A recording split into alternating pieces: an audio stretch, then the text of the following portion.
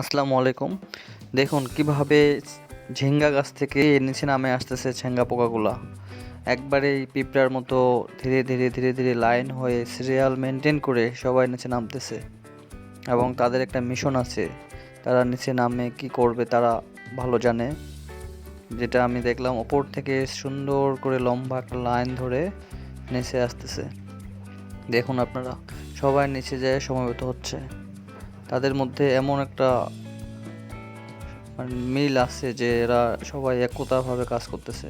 সবাই এক জায়গায় হয়ে একত্রিত হয়ে এখন দাঁড়ায় আছে সবাই আসার জন্য। এভাবে তারা একতাবদ্ধ হয়ে কাজ করতেছে যে কোনো কাজ। দেখুন ছোট ছোট বাচ্চা পোকা, এগুলো আজকে ঝিঙ্গা গাছে থেকে তুলে নেওয়া। দেখুন কতগুলা একই সাইজের একই সমান